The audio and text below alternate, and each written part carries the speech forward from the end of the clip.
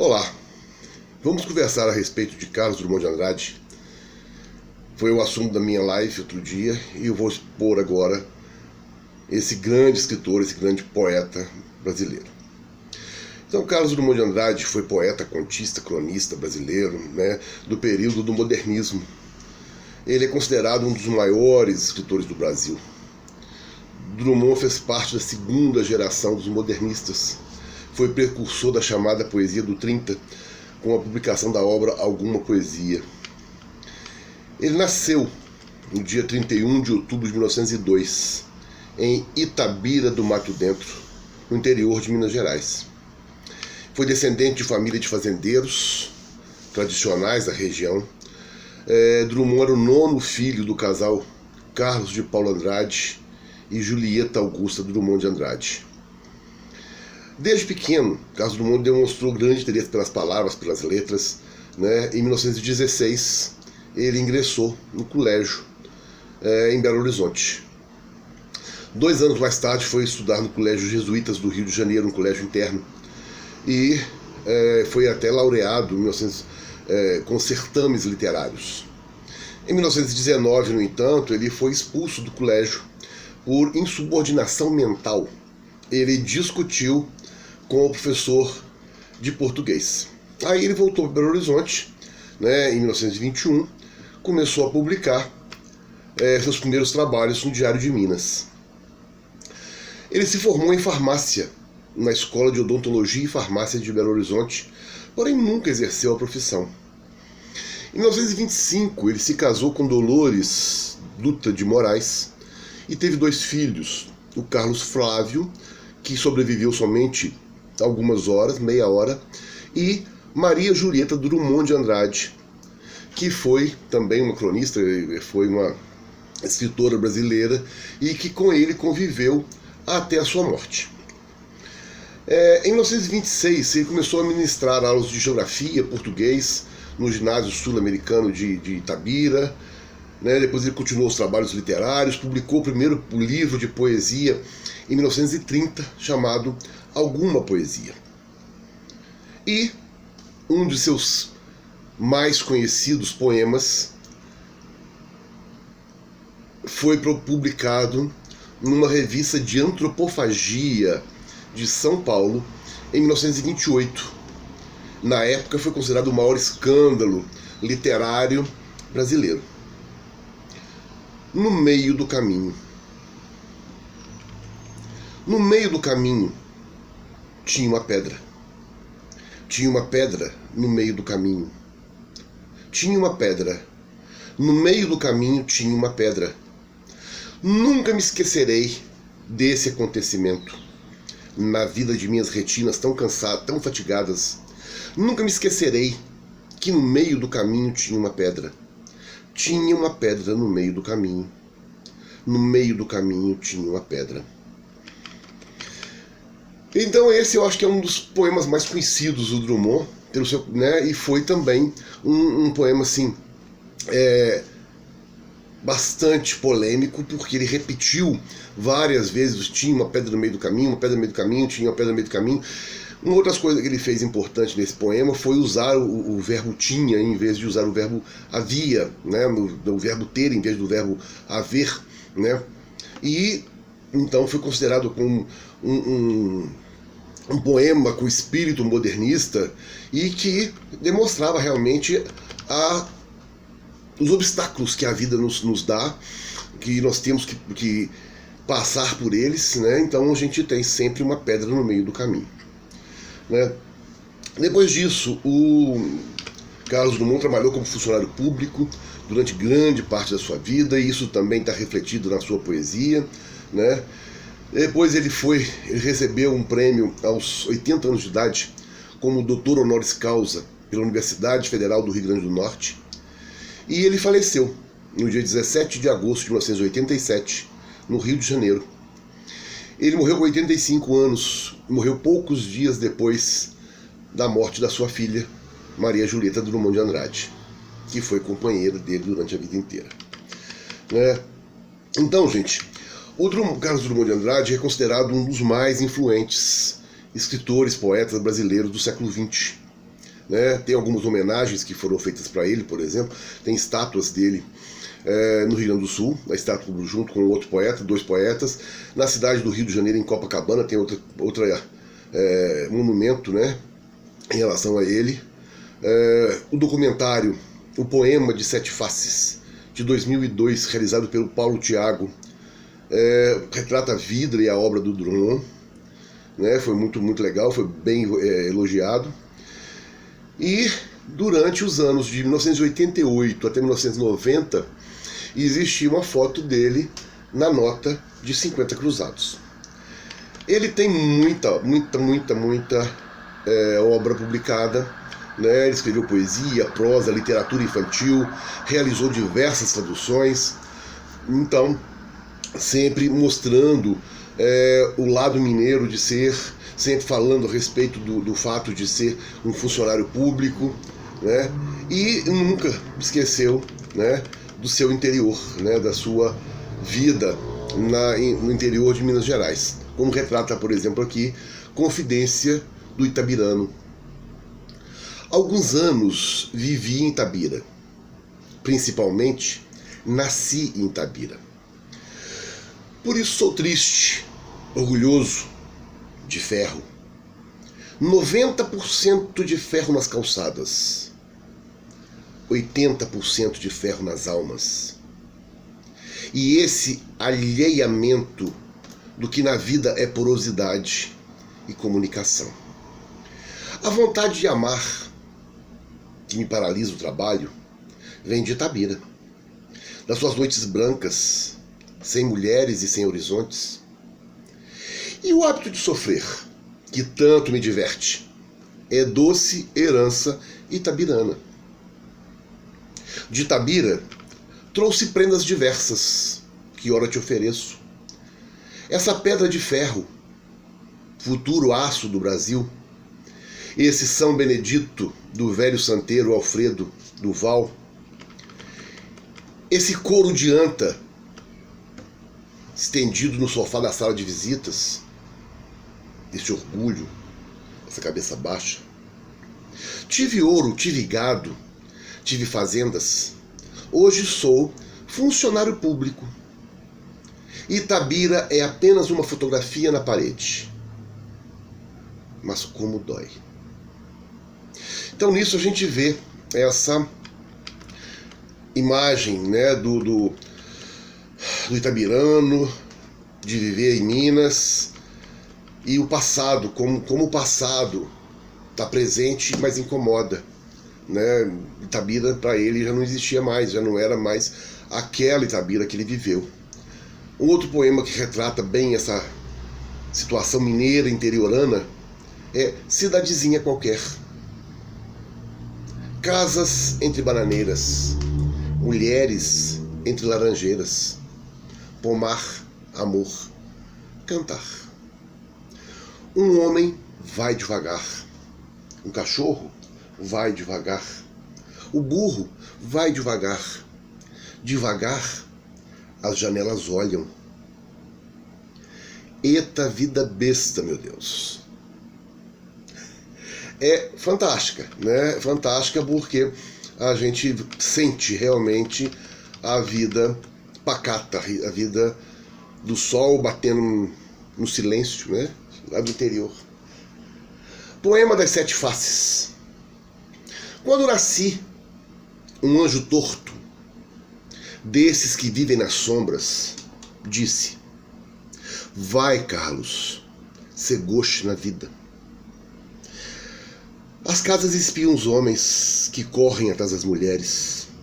À tarde, talvez fosse azul, não houvessem tantos desejos. O bonde passa cheio de pernas. Pernas brancas, pernas amarelas. Pra que tanta perna, meu Deus? Pergunta meu coração. Porém meus olhos não perguntam nada. O homem atrás do bigode é sério, simples, forte. Quase não conversa. Tem poucos raros amigos. O homem atrás dos óculos e do bigode. Meu Deus, por que me abandonaste? Se sabias que eu não era Deus, se sabias que eu não era forte. Mundo, mundo, vasto mundo, se eu me chamasse Raimundo, seria uma rima, não uma solução. Mundo, mundo, vasto mundo, mais vasto é o meu coração. Eu não devia te dizer, mas essa lua, mas esse conhaque botam a gente comovido como o diabo. Então, gente, nessa poesia ele fala realmente, né, a solidão, né, pernas e mais pernas, e ele sozinho. O homem por trás do bigode e dos óculos é sério, é sozinho, né? Ele fala a respeito do mundo, vasto mundo, se eu me chamasse Raimundo, né? Seria uma rima, não seria uma solução. Ou seja, ele vê que a vida dele de solidão, tristeza, não tem uma solução. Ele cita a Bíblia, falando que, né, dizendo, né, que Deus o abandonou. Enfim, ele deixa no fim do poema ali, né, uma esperança, um sentimentalismo, né, que a lua, o conhaque, deixa a gente comovido, bastante comovido. Muito importante. Uma outra poesia de Drummond que não pode faltar é Quadrilha. João amava Teresa, que amava Raimundo, que amava Maria, que amava Joaquim, que amava Lili, que não amava ninguém. João foi para os Estados Unidos, Teresa para o convento. Raimundo morreu de desastre. Maria ficou para a tia. Joaquim suicidou-se. E Lili casou-se com J. Pinto Fernandes, que não tinha entrado na história. Ele faz uma alusão à quadrilha, dança europeia, que acabou sendo incorporada nas nossas danças juninas, nas nossas peças juninas. E é interessante que ele coloca o amor como uma dança, ele coloca o amor como uma situação difícil, uma situação que não se resolve. Então, todo mundo amava alguém que não era correspondido, mas no final ele deixa uma esperança, né? Apesar de alguém ficar sozinho, alguém ter se matado, no final deixa uma esperança que a Lili encontrou o verdadeiro amor e se casou.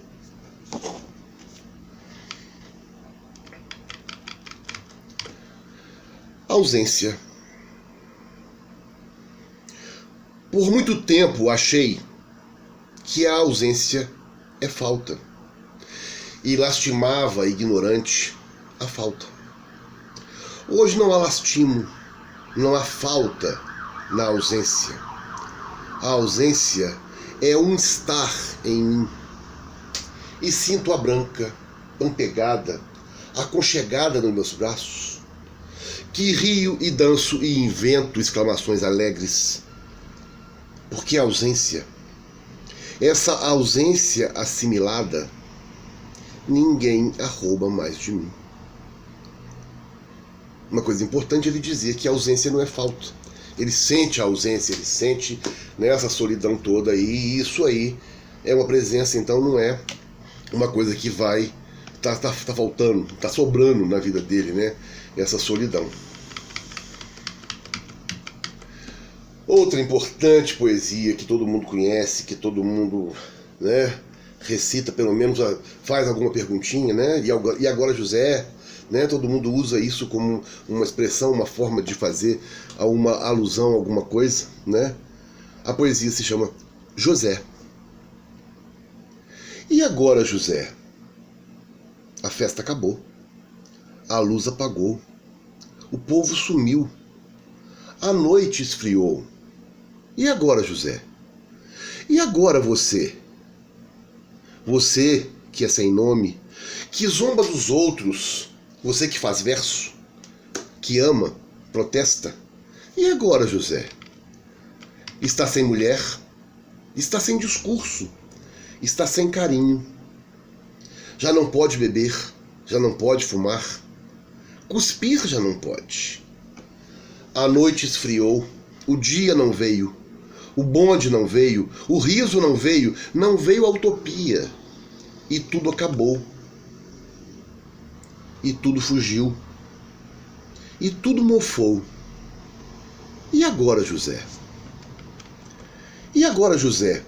Sua doce palavra, seu instante de febre, sua gula e jejum, sua biblioteca, sua lavra de ouro, seu terno de vidro, sua incoerência, seu ódio.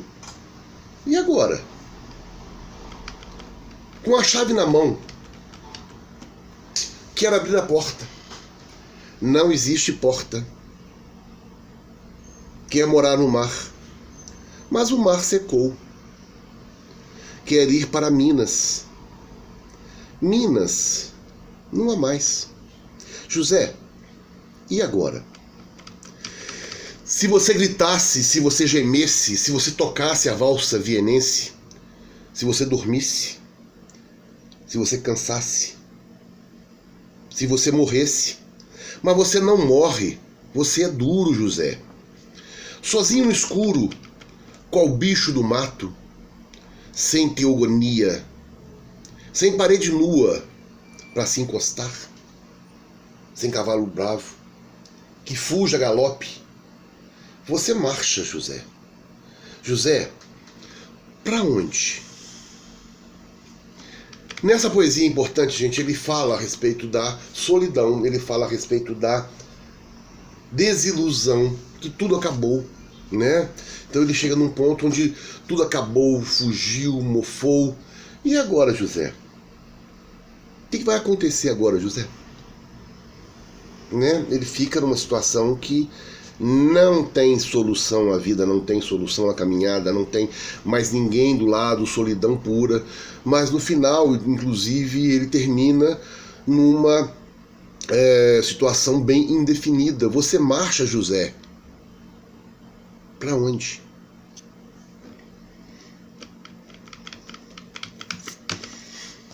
Amar. Que pode uma criatura, senão entre criaturas, amar? Amar e esquecer.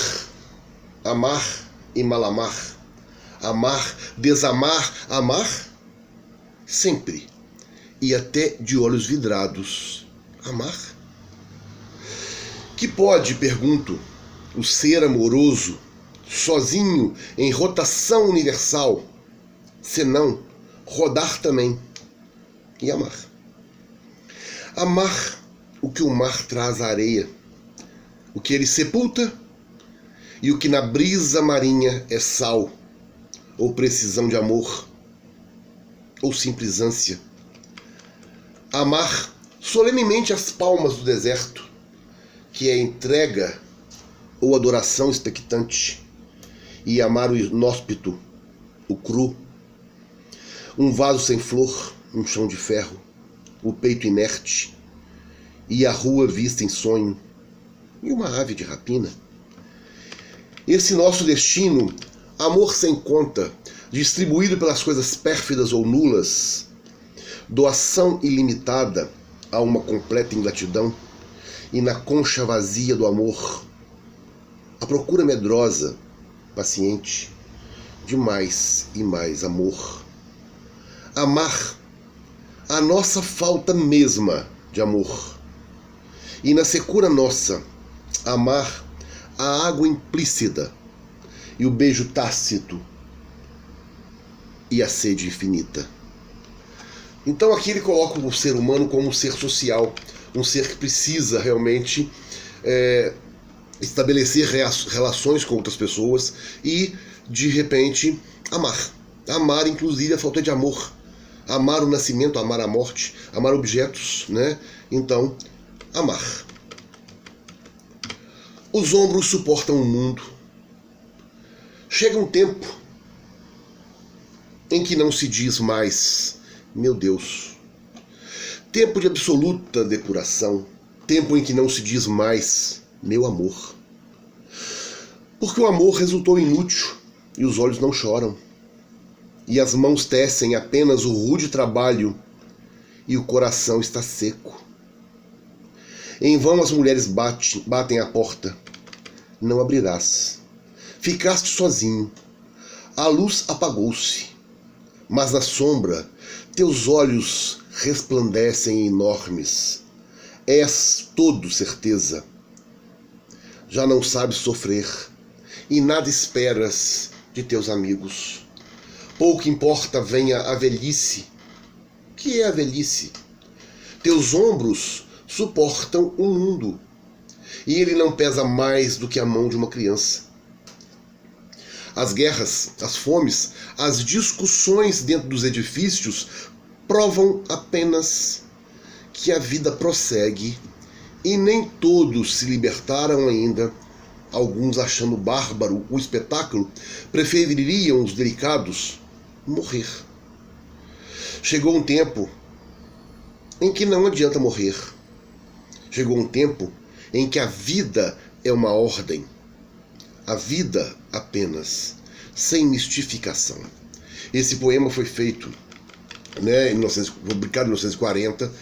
Ele mostra um sujeito sofrido pelo tempo de guerra, pela solidão, pela dúvida em relação a Deus, dúvida em relação ao amor. Ele está numa situação bem grande e ele não sabe realmente o que fazer dessa situação. Um outro poema que ele fez agora também, nessa época aí da guerra, foi o Congresso Internacional do Medo. Provisoriamente não cantaremos o amor, que se refugiou mais abaixo, nos subterrâneos. Cantaremos o medo que esteriliza os abraços. Não cantaremos o ódio, porque este não existe. Existe apenas o medo, nosso pai e nosso companheiro. O medo grande dos sertões, dos mares, dos desertos. O medo dos soldados, o medo das mães, o medo das igrejas. Cantaremos o medo dos ditadores, o medo dos democratas. Cantaremos o medo da morte e o medo de depois da morte. Depois morreremos de medo, e sobre nosso túmulo nascerão flores amarelas e medrosas. Então, gente, é um assunto muito atual, Ele está na guerra, ninguém sabe o que está acontecendo na guerra, o que vai acontecer no pós-guerra, Quem vai morrer, quem vai viver, o que vai acontecer. Semelhante, situação estamos vivendo agora, com o Covid, com essa guerra invisível, que nem sabe quem vai morrer, quem vai viver, quem vai continuar. Receita de ano novo é importante, gente. É uma coisa importante pra gente jogar a gente pra cima. Receita de ano novo. Para você ganhar belíssimo ano novo, cor do arco-íris, ou da cor da sua paz, ano novo sem comemoração, com todo o tempo já vivido, mal vivido, talvez, ou sem sentido. Para você ganhar um ano não apenas pintado de novo, remendado às carreiras, mas novo nas sementinhas do vir a ser, novo, até no coração das coisas menos percebidas, a começar pelo seu interior, novo, espontâneo, que de tão perfeito nem se nota, mas com ele se come, se passeia, se ama, se compreende, se trabalha. Você não precisa beber champanhe ou qualquer outra birita. Não precisa expedir nem receber mensagens. Planta recebe mensagens? Passa telegrama? Não precisa fazer lista de boas intenções para arquivá-las na gaveta? Não precisa chorar arrependido pelas besteiras consumadas, nem parvamente acreditar que, por decreto de esperança, a partir de janeiro as coisas mudem. E seja tudo claridade, recompensa, justiça entre os homens e as nações, liberdade com cheiro e gosto de pão matinal, direitos respeitados, começando pelo direito augusto de viver. Para ganhar um ano novo que mereça esse nome, você, meu caro, tem de merecê-lo. Tente fazê-lo novo. Eu sei que não é fácil, mas tente, experimente, consciente. É dentro de você que o ano novo cochila e espera desde sempre. Então aqui ele fala, né, uma coisa muito interessante, que é a mudança interna. Nós temos que mudar intimamente para poder mudar a vida, mudar o ano novo, mudar, né, tudo que a gente precisa fazer depende da mudança nossa, mudança interna. Então a gente vai ter que mudar internamente, aproveitando agora essa fase, né, da nossa pandemia do coronavírus. Por que não aí uma mudança íntima, né, interna? E da necessidade? Poema da necessidade. É preciso casar João. É preciso suportar Antônio. É preciso odiar Melquíades. É preciso substituir todos nós. É preciso salvar o país. É preciso crer em Deus. É preciso pagar as dívidas. É preciso comprar um rádio. É preciso esquecer fulana. É preciso estudar Volapük. É preciso estar sempre bêbado. É preciso ler Baudelaire. É preciso colher as flores de que rezam os velhos autores. É preciso viver com os homens. É preciso não assassiná-los. É preciso ter as mãos pálidas e anunciar o fim do mundo. Aqui ele fala muito a respeito da necessidade que a gente se impõe na vida. Nós temos que fazer isso, nós temos que fazer aquilo, regras e mais regras, né? Então a gente está sempre cheio de regras para poder definir nosso caminho e nossa vida. Mais uma para a gente terminar, gente. Ainda que mal pergunte, ainda que mal respondas, ainda que mal te entenda, ainda que mal repitas, ainda que mal insista, ainda que mal desculpes, ainda que mal me exprima, ainda que mal me julgues, ainda que mal me mostre, ainda que mal me vejas, ainda que mal te encare, ainda que mal te furtes, ainda que mal te siga, ainda que mal te voltes, ainda que mal te ame, ainda que mal o saibas, ainda que mal te agarre, ainda que mal te mates, ainda assim te pergunto, e me queimando em teu seio, me salvo e me dano. Amor. Mais uma vez, ele fala a respeito de amor, né? Da dúvida, da dificuldade de amar e de definir realmente se o amor é aquilo que realmente importa e que ele duvida que pode existir e pode não existir. Carlos Drummond de Andrade, como eu disse, gente, é um dos maiores poetas brasileiros, né?